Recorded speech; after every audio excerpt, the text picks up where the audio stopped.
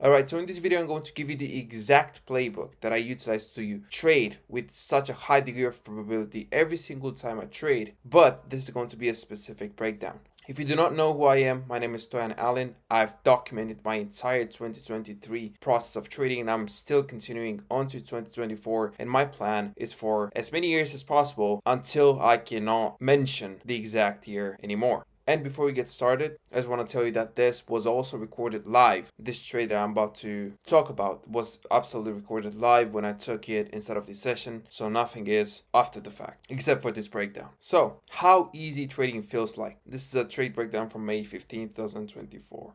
First of all, let me tell you why I make these videos quickly so I do not bore you. So these videos are solely made for documenting my progress over a long time period, as I've told you. I'm sharing everything I learned through mistakes so you do not have to do them. I'm getting you to avoid the mass mindset, which leads to failure, which is the fast cars and fast outcome and shortcuts, which is absolutely non-existent. I was once in that category and I've got deep scars from that, so I don't want you to have them. I get you to understand the right way of doing this, and this might be uncomfortable because the truth is uncomfortable, and that's okay. And the last point is mainly for me is like accountability, because I never delete anything anymore because I've used to, but I don't do it anymore.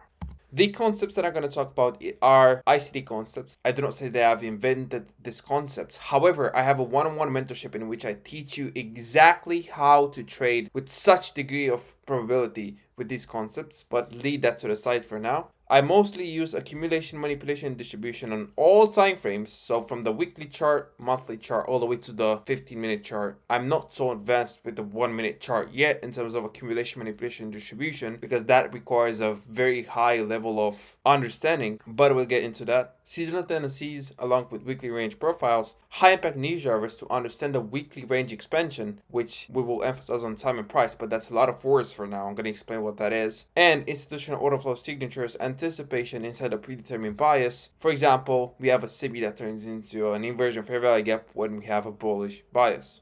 So this week and for this particular day, as I've told you, that I'm going to explain to you what that big sentence meant. I'm looking at the chart and I already anticipate the market on a weekly chart to go to the upside. What I'm going to do then, even before I go into the chart, is I'm going to plan my week in advance after this exact high impact niche driver calendar. And this is the thing that I've done since January. And if you, after this video, you can go and look at the January analysis that I've did for this entire year, in which I predicted the exact movement from January up until March. I've utilized this exact method to anticipate the market and to schedule beforehand the days I'm going to trade. So this week, as we see, we have no high impact news drivers on Monday. We have Fed Chair Powell speaks on Tuesday. I never traded. And we have CPI on Wednesday, which is the most important one in this week. So the big rock of this week would be CPI. Now, why do I care? Because, and this is the daily chart, but I'm going to explain to you before that, explain to you why I saw this happening on a daily chart because of the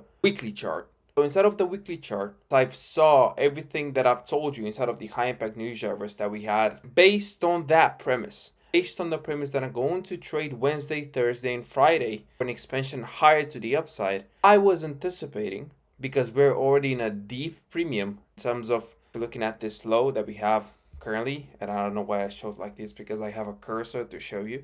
Between this low and this high, trading in a premium, I do not expect the market to go to the downside. I expect the market to continue above the March buy side liquidity pool. And I understand that when we're in a deep premium, which is from this low to this high in a 75% of this dealing range, I anticipate the market to continue higher with speed. Which means that for this current week, as I've looked at the high impact news driver calendar, I anticipate the market, and I anticipated the market, and I have that written down in my journal. I anticipate the market to create the low of the week on Tuesday, as that is a weekly range profile. So what I did is I scheduled the days I'm going to trade before the market has opened on Sunday. I said, okay, I'm only going to trade perhaps Tuesday PM session. Wednesday, after CPI, I'm going to trade higher. For the weekly range profile, I'm going to choose, because of market structure on a daily chart, which I'm going to tell you why, I'm going to choose trade the Tuesday low of the week profile. Now let me tell you why I chose this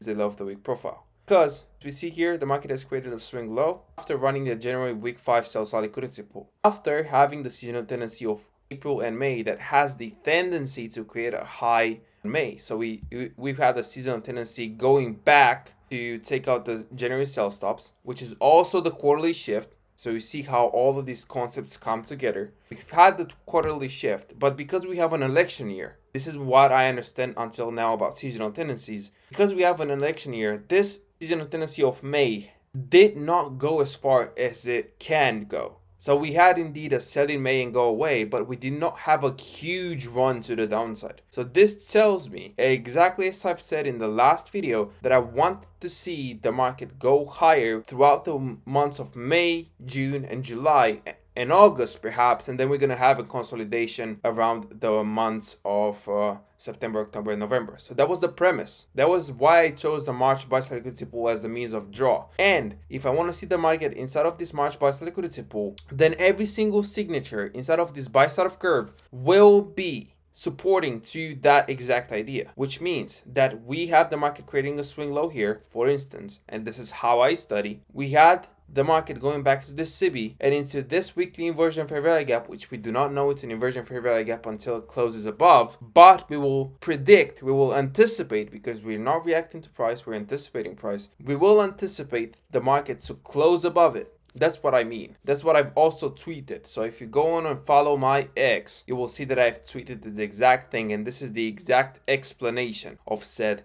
tweet. So if I want to see the market go here inside of this buy-sell liquidity pool, then I would anticipate the market to close above this SIBI, which is not an inversion gap before it closes above it, but now it is as we've closed above it. But I anticipate the market to already to close above it because I have this drawn liquidity. And what we did here was that the market came into that weekly SIBI, we retraced back into a fair value gap, creating a swing low here, and as we've left it, as we went on above this short-term high, this is now a balanced price range until we get to this March buy-side liquidity pool. So therefore the market should not go below this high. And as we closed into the upper quadrant, which I do not have annotated, but you can actually, if you have a trained eye, you can actually see it from this low to this high of this inversion gap. We have the upper quadrant, which is 75%. We had the market closing at that, and then we have a volume balance opening, a study that I've did in my own journals. But again, this is a sign of strength that I've observed across my entirety of the documentation inside of the Nasdaq. So we had that as a sign of strength. We know that the market does not have to go below this high now because that is a balanced price range, dealing range. So I don't want to see the price going below this high until we get to this high. And then we had the market closing above this daily order block opening price. So therefore, as we close above that, then I know that the market has to go into the 50%. And when we close above the 50%, I know that the market has to go to the 75% and the high. And if we go to this high, and this is the price before, as you can see at 901, before the market has opened at 930, as we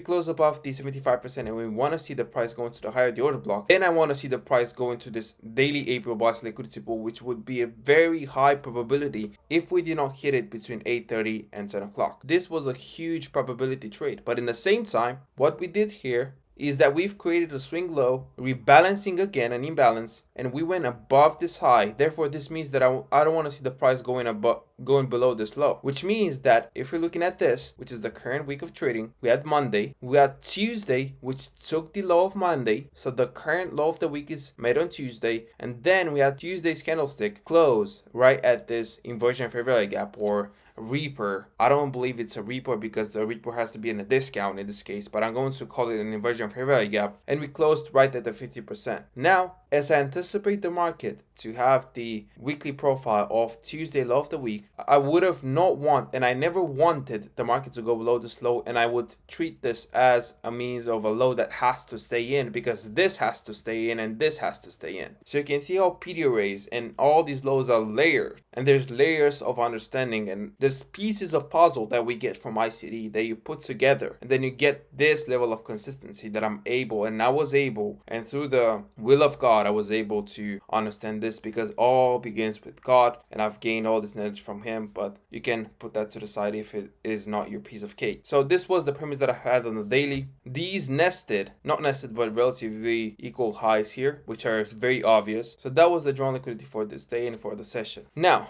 this is a 4-hour chart that I saw before the market has again opened at 9:30. This is 9:22, and what I do on the 4-hour chart, I don't know if somebody does this. I mean, this is very obvious for me now, now, and I believe it's very obvious for somebody who is actually studying ICT the way it has to be studied, is that this is the low of the week on a 4-hour chart. This is Tuesday's low, and we can see how the market closed above the inversion fair value gap on a daily chart. You can see how the market closed above the low, so therefore we have to go into the lower quadrant. And as we go into the lower quadrant, which is basically the same level as this mean threshold of the daily order block, we have the market closing at it, and then we close above the consequent encroachment of that daily inversion fair value gap, which is seen on a 4-hour chart. Which means that the market has to go into the upper quadrant, but in the same time the market went back, creating this intermediate sum low, this one, and I already never wanted to see this low being taken. So this is huge. We had this intermediate sum low being created. We had once more the market coming back into this, only went into the 25% of this fair value gap. It might not be classified as an institutional order flow entry drill, but this is how I see it. Look at the bodies of the candles, how they remain into the 50% of that inversion fair value gap, and then what I anticipated from this next candlestick. Because think about it, this candlestick that I'm looking at is the candlestick between 6 o'clock to 10 o'clock. The next candlestick is the candlestick that is responsible for the AM session, which is 10 o'clock to 14, which is basically the AM session incorporated in one candlestick on a 4-hour chart. So I anticipate the 4-hour candlestick's direction to be to the upside. However, I also anticipate the market to form a breakaway gap here. Attention, I anticipate the market to form a breakaway gap with this candlestick and the next, which is the 10 o'clock to 14, and I know it's very hard to digest, but listen up. 10 o'clock to 14, I expect the market to create a breakaway gap. So this will be the first candlestick, this is the second candlestick, and this is the third candlestick, which will be formed. This is not yet in the chart, but this is what I think before the market is open. This is how I was able to actually trade live. And again, that is going to be in the description, but don't go to it now, go to it afterwards so you can actually see how it occurred. So I anticipated the market to go back into this previous 4-hour range into the 75% only, because this is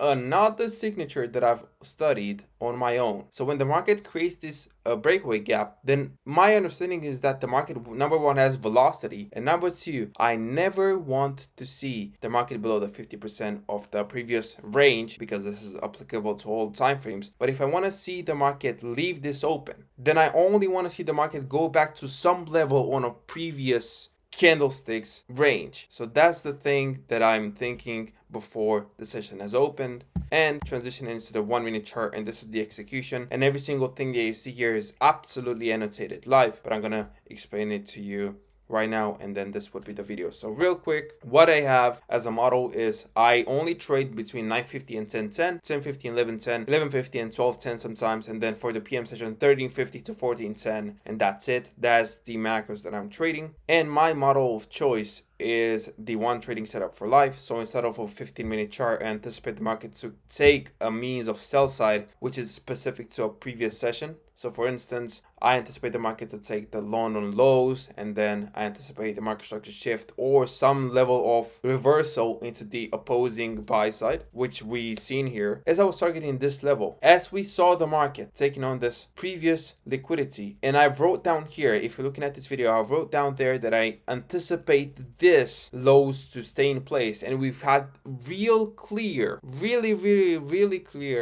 equal lows, like literally equal. I wrote down that we anticipate those to stay in, mainly because of the daily idea that I never want to see price go any lower, and we had this huge and easy target above. So this is the major importance of having a higher time frame first and then the lower time frame. Guiding yourself from the higher time frame down to a lower time frame chart, it makes trading so not easy but simple.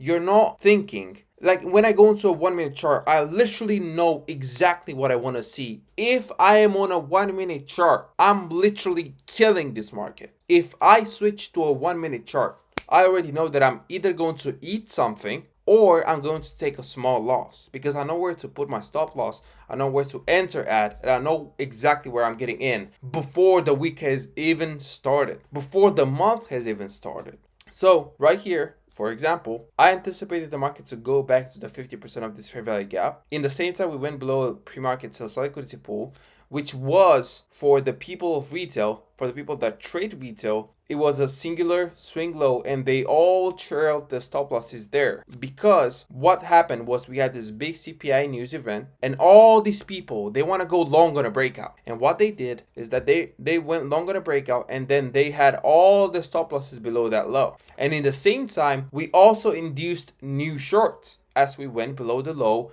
All these people are going to short on a breakout. So this is both a win-win for us, for the smart money. So we're going to wait patiently for the low to be taken. And this is the logic behind this model. If you don't understand the logic, then how can you trade a model? And this is where most people take the shortcut, which is reality, exactly as I did the long road. I've did this for a small period of time, but it was still significant to derail me. So don't do this. Just pay more attention, pay more time, and then you're going to see that these results are going to come. But you have to focus one plus one compounded. Coming back to the charts, I saw the market and I pointed out into the recording that I want to see this 75% of this tail. Then I will label that as a sign of strength. And when the market went higher into this inversion gap, as we closed in close proximity to these inversion gaps, consequent encouragement, and we opened with such velocity and closed above it, I knew that this was a easy low-hanging fruit objective, as we were so close to that daily buy side liquidity pool. But at the same time, we had this minor buy side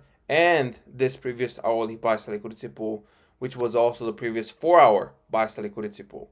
Now, in the same time, why do I trade between 950 and 10 macro? Because if you're looking at a 15-minute chart, because that's why I have a 15-minute chart, exactly as I told you in the beginning, I trade using the accumulation, manipulation, distribution on all time frames. And as we can see, as I was anticipating the market to go into this terminus daily April buy side liquidity pool, I will see this as a means of, okay, this is an intermediate term low, or this is a swing low that is going to form. So I do not anticipate the market to go below it. I anticipate for my trade, in this case, this buy, to be in the third candlestick of a swing low. So I have this in mind. When I'm looking at a 1-minute chart, even if I don't have the second part, I will have that in mind, that exact thing in mind. And that's why I have these white lines on my chart. If you see them, I was used to trading only one chart, one 1-minute chart, because I told you as long as I'm on a 1-minute chart, I know what I'm looking for. And I was literally looking at the 1-minute chart and I was imagining the 15-minute chart, but this is way easier. Why would I do it if I have the chance to see the 15-minute chart side by side? So that is the premise of why I entered here. The market closed above the 1-minute inversion fair value gap. I anticipated this to be a breakaway gap because this would be a balanced price range. So I never wanted to see the market go below this. My stop was below this order block. And if the market would have went below that, I would have wanted to be out. But we didn't want to see that. And the rest, my friends, is history. Again, same here. BPR dealing range as we went back, rebalancing an imbalance. We left it, creating a swing low here. Inversion fair value gap, we closed above it. These two lines here, we closed above it, then use it as a means of support. Same with the 50% of this order block. And as we lift it, this would become a balanced price range. I wrote that here. I've also wrote here that this would become a breakaway gap, and the rest is history. You will see that in the recording if you go after this video is ended. But wait one more minute, because I want you, if you enjoyed this video, to join the free channel for absolute direct insight. That is a place where I share valuable insights on the market via text. I directly share lessons as I learn them, and I discuss this video and add more conclusions via text. And also, if you want to start the mentorship one-on-one with me, just DM me right now in this exact moment. I'm going to respond to you, and we're going to set the details exactly right now, and we will start from the next week if you choose so. If not, that's completely fine. I do these videos just to document for my future self and for my future kids and for my future grandkids. But join the free channel, which is in the description right now. Either way, peace.